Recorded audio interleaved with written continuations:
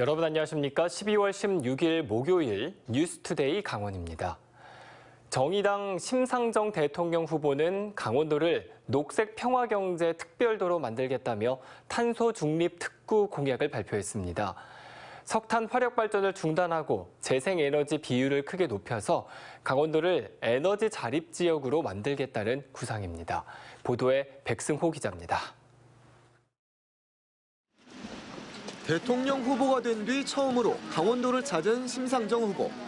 춘천 중앙시장에서 시민들과 만나 거대 양당이 외면해온 강원도를 이제는 바꿔야 한다고 호소했습니다. 강원도 발전을 위해서 좋은 공약 많이 냈는데 꼭 살펴봐 주세요. 심상정 후보는 강원도 비전으로 녹색 평화 경제 특별도를 제시했습니다. 강원도를 탄소 중립 특구로 만들기 위해 강릉과 삼척의 석탄화력 발전소를 조기 폐쇄하고 신규 건설도 백지화한다는 입장입니다. 그러면 자연스레 강원도의 걱정거리인 초고압 송전탑 문제가 해결된다고 밝혔습니다. 한 발 더 나아가 가구마다 태양광 설치를 지원하면 강원도가 에너지 자립 지역이 돼 국립재생에너지 연구소도 설립할 수 있다고 밝혔습니다. 강원도의 녹색 가치는 대한민국 탄소 중립을 위한 최고의 자산입니다. 공적 희생에는 확실한 공적 보상이 있어야 한다고 생각합니다. 비정규직 문제도 빼놓지 않았습니다. 강원도 전체 노동자 중 비정규직이 45%를 차지하고 레고랜드의 경우 85%가 비정규직으로 채용된다며 비정규직에게 평등 수당을 지급해 동일 노동, 동일 임금의 원칙을 지키겠다고 밝혔습니다. 모든 일하는 시민들의 강력한 노동권을 보장하는 신노동법으로 관광업에 종사하는 비정규직 노동자들의 소득과 권리를 확실하게 지키겠습니다.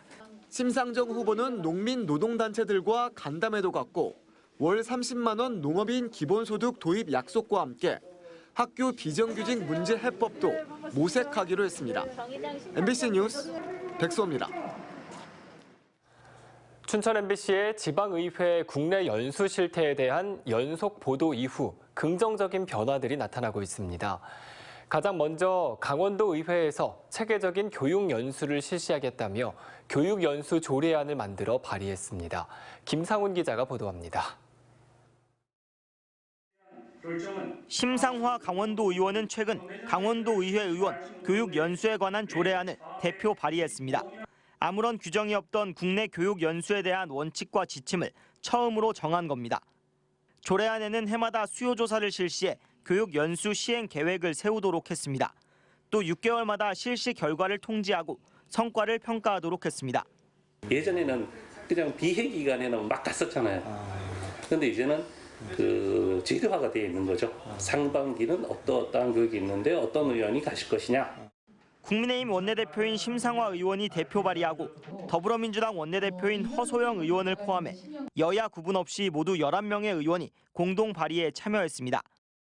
특히 내년부터 개정된 지방자치법 시행으로 달라지는 제도가 많은 데다 지방선거 이후 새로운 의회가 꾸려져 체계화된 교육 연수가 필요하다는 데 뜻을 같이 했습니다. 여야 할 것 없이 의회 차원에서의 교육 연수에 대한 책무를 더 강화하고 저희도 좀 더 알찬 교육이 되도록 운영하는 방안이 필요하다고 생각했습니다. 모든 국내 교육 연수가 조례에 따라 이뤄져야 하기 때문에 관광성 연수보다는 의원들에게 필요한 자체 교육이 다양화될 것으로 기대됩니다. 또 예산 사용의 투명성을 확보하고 의원별 교육 연수 기회도 공평해질 전망입니다. 해당 조례안은 내년 2월 심의를 거쳐 시행될 예정입니다. 강원도 의회를 시작으로 춘천시 의회와 원주시 의회, 양구군 의회도 교육 연수에 대한 조례 제정을 검토 중이라고 밝혔습니다. MBC 뉴스 김상훈입니다. 강릉시 유천지구 택지개발 투기 혐의로 수사를 받아온 LH 직원 등 10명이 무더기로 재판에 넘겨졌습니다. 검찰은 주도적 역할을 한 부장급 직원을 구속 기소하고 나머지 9명은 불구속 기소했습니다. 이용 기자의 보도입니다. 춘천지검 강릉지청은 지난 2015년 강릉 유천지구 투기 의혹 사건의 핵심 인물인 당시 LH 영동사업단 부장 A씨를 업무상 배임과 부패방지법 위반 등의 혐의로 구속 기소했습니다. 공범으로 수사를 받아온 LH 과장급 직원 B씨와 축협 임원 C씨 등 9명은 불구속 기소했습니다. A씨는 업무상 알게 된 내부 정보를 이용해 B씨, C씨와 함께 유천지구 홍제동 부지 8곳을 싸게 매입한 뒤 4년 뒤 되팔아 6억여 원의 차익을 거둔 혐의를 받고 있습니다. 검찰 조사 결과 이 땅들은 규정상 LH가 개발해서는 안 되는 곳이었지만 A씨는 이를 숨기고 강원도가 LH의 땅을 팔아 택지 개발 사업을 추진하도록 했습니다. 당초 택지 개발을 할 수 없는 부지를 LH가 사들여 개발하게 한 뒤 다시 이 땅을 매입해 부당한 이득을 올린 겁니다. 매입에 필요한 자금 대출은 축협 임원 C씨가 영향력을 행사한 것으로 보입니다. A씨는 이 밖에 유천동의 다른 필지를 사고 되파는 과정에서 세금을 덜 내기 위해 다운 계약서 작성을 주도한 혐의를 받고 있습니다. B씨와 C씨를 비롯한 나머지 LH 직원 7명과 공모해 실제 거래 가격보다 1억여 원 낮게 거래했다는 내용의 계약서를 제출했습니다. 이 과정에서 LH 직원 D씨는 이를 알고서도 처리해준 대가로 부장급 직원 A씨에게서 700만 원을 받았습니다. 검찰은 부당하게 취득한 땅들은 몰수해 국고로 귀속하고 차입금도 추징했다고 밝혔습니다. MBC 뉴스 이용입니다. 태양광과 풍력발전소는 신재생 에너지지만 주로 산지에 설치되다 보니 건설 과정에 숲이 훼손되고 인근 주민들이 피해를 보는 사례가 많습니다. 신재생 에너지가 오히려 환경을 훼손시키고 있다는 지적이 이어지면서 자연 훼손이 없는 도심 태양광이 현실적인 대안으로 떠오르고 있습니다. 권기만 기자가 취재했습니다. 엄청난 양의 탄소를 쏟아내는 화력발전 대신 태양광과 풍력 등 신재생에너지로 전력을 생산하기 위해 곳곳에 발전시설이 들어서고 있습니다. 강원도에서는 주로 산지에 건설되고 있는데 건설 과정에 숲과 나무가 사라지고 백두대간 생태계에도 악영향을 미치고 있습니다. 소음과 낙빙 등으로 주민들에게 피해를 주고 장마철 산사태의 원인으로 지목되기도 합니다. 기후변화로부터 환경을 지키고 인간의 삶을 영속하기 위해 도입됐지만 본래 취지를 무색하게 하고 있는 겁니다. 탄소 중립 실현을 위해서는 태양광과 풍력 등 신재생에너지 시설을 늘릴 수밖에 없는 상황에 현실적인 대안으로 부각되는 것이 바로 도심 태양광 발전입니다. 산의 나무와 풀들을 잘라서 태양광 발전을 하는 방식입니다. 이러한 산지 태양광 방식들은 탄소 중립을 위해서 적절한 방식들은 아니라고 보고 있습니다. 이런 산지 태양광 방식보다는 우리 건물 옥상이라든지 뜰에다가 태양광 발전을 만들어가는 건물 옥상과 주차장 등에 태양광 발전 시설을 설치해 전력을 생산하는 방식인데 사실 그동안 지자체가 개인 주택과 아파트 창문에 설치하는 태양광 시설을 지원해 왔지만 발전 용량이 적어 효과는 제한적이었습니다. 산지처럼 사업자가 도심에 대규모 발전 시설을 설치하는 방법도 있지만 제각각인 부지 임대료와 반대 민원 등을 생각하면 현실적으로 불가능합니다. 이 같은 도심 태양광의 한계를 극복하기 위해 시민들이 협동조합을 구성하고 옥상과 같은 유휴부지에 태양광 발전소를 만드는 사업이 원주에서 추진됩니다.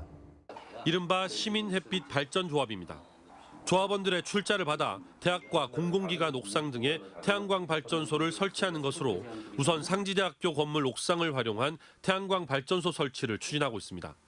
조합원들은 출자금 대비 연 4%대의 수익을 받을 수 있고 무엇보다 내가 소비하는 만큼의 전력을 신재생에너지로 생산하는 탄소 중립 실천이 가장 큰 매력입니다.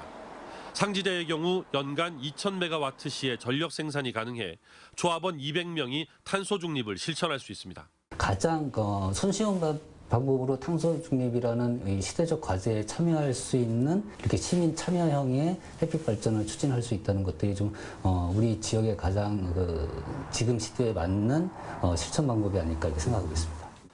시민조합은 원주 지역 공공건물에만 상지대의 33배에 해당하는 26만 제곱미터의 유휴부지가 있는 것으로 파악하고 사업을 확대해 나간다는 계획입니다. MBC 뉴스 권기만입니다. 강원 지역의 지난달 수출액과 수입액이 모두 전년 같은 기간에 비해 증가한 것으로 나타났습니다. 동해세관에 따르면 지난달 강원 지역 수출액은 2억 3천만 달러, 수입액은 3억 6천만 달러로 지난해 동기 대비 9.8%와 40.6% 늘어난 것으로 집계됐습니다. 수출 주요 품목 가운데 기계류와 정밀기기가 4,600만 달러로 28%, 수입은 석탄이 9,300만 달러로 218%나 늘었습니다. 지난달 강원도 내 고용률이 지난해 같은 기간보다 상승한 것으로 나타났습니다. 강원지방통계지청이 발표한 11월 고용 동향 자료에 따르면 도내 고용률은 63.8%로 지난해 같은 달보다 1.7%포인트 상승했습니다. 취업자는 84만 3천 명으로 지난해보다 3만 명 증가했지만 임시근로자가 1만 3천 명 늘어나 8.5% 증가했고 시간대별로도 1시간에서 17시간 이하 근로자가 11% 늘어 고용의 질은 나아지지 않았습니다. 강원대학교가 전국 9개 국가 거점 국립대학 가운데 취업률 1위를 달성했습니다. 강원대학교는 교육부와 한국교육개발원이 발표한 2020년 고등교육기관 취업 통계에서 전체 취업 대상자 4,051명 가운데 2,418명이 취업해 59.7%의 취업률을 기록했습니다. 특히 강원대는 전국 거점 국립대 가운데 유일하게 전년보다 취업률이 1.0%포인트 상승했으며 거점 국립대 평균 취업률 54.9%보다 4.8%포인트 높은 취업률을 기록했습니다.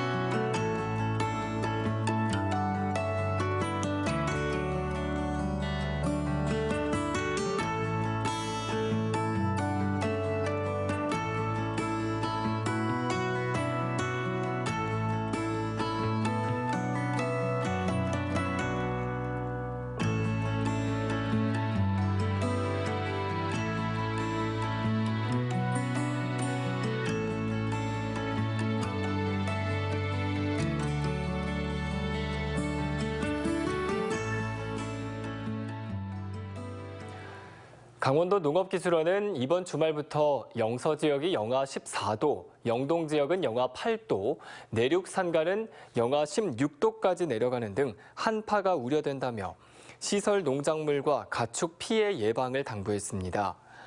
농업기술원은 시설 하우스 비닐이 찢어진 부분은 보수하고 하우스 내부의 열이 밖으로 빠져나가지 않도록 보온 덮개를 보강하라고 권고했습니다. 또 축사급수시설의 동파를 막기 위해 단열 조치를 하고 한우는 사료를 평소보다 10% 이상 늘려 대사에너지를 높여줘야 한다고 밝혔습니다. 강원도가 정규직 1명을 채용하면 월 100만 원을 1년 동안 지원하는 강원형 취직사회 책임제를 시행한 결과 6,151개 기업에서 17,407명의 정규직 채용을 신청했다고 밝혔습니다. 숙박음식업이 26%로 가장 많았고 도소매, 제조, 건설 등의 순으로 나타났습니다. 규모별로는 5인 이하 기업이 72%를 차지했습니다. 또 1인 자영업 1,500명, 기존 계약직에서 정규직으로 전환 700명 등 고용 안정에 기여했다는 평을 받았습니다. 도내 무역항의 항만시설 장비 관리 상태와 방역수칙 준수 여부에 대한 점검이 실시됩니다. 동해지방해양수산청은 이달 말까지 동해 묵호항 내에서 가동 중인 컨베이어 벨트와 화물 선적기, 하역기 등을 대상으로 관리 상태와 정기검사 시행 여부 등을 중점 점검할 계획입니다. 강원도 환동해 본부는 속초항과 삼척항 등 지방관리 무역항 4곳을 대상으로 근무자와 작업자들의 방역관리 준수 여부를 점검할 예정입니다. 곽도영 강원도의회 현 의장이 내년 원주시장 선거 출마를 공식 선언했습니다. 곽 의장은 기자회견을 통해 양질의 일자리와 시민 눈높이에 맞는 보금자리, 질 높은 교육 환경 조성을 통한 꿈자리까지 이른바 3대 자리를 키우겠다고 출마의 변을 밝혔습니다. 원주 흥원면 출신인 곽 의장은 8대와 10대 강원도 의회에 당선됐고 10대 후반기 의장직을 맡고 있습니다. 국민의힘 신영재 강원도 의원은 어제 내년 지방선거에 홍천 군수로 출마한다고 밝혔습니다. 신 의원은 홍천군 의원과 강원도 의원에 2번씩 선출돼 홍천군정과 강원도정에서 폭넓은 의정 활동을 하며 지역경제 발전을 위해 노력했다고 밝혔습니다. 그러면서 도시재생 사업을 발굴하고 일자리 사업에 적극 투자하는 정책을 통해 홍천을 희망의 도시로 만들기 위해 앞장서겠다고 출마의 포부를 밝혔습니다. 2022학년도 강원도 공립유치원, 초등학교, 특수학교 교사 임용 후보자 선정 1차 시험 합격자가 어제 발표됐습니다. 강원도 교육청은 1차 시험 합격자로 초등학교 교사 197명을 포함해 258명을 선정해 홈페이지에 공고했다고 발표했습니다. 이들은 내년 1월 12일부터 14일까지 심층 면접과 수업 실현 등 2차 시험을 치르며 최종 합격자는 2월 4일에 발표될 예정입니다. 이상으로 뉴스투데이 강원을 마칩니다. 시청해주신 여러분 고맙습니다.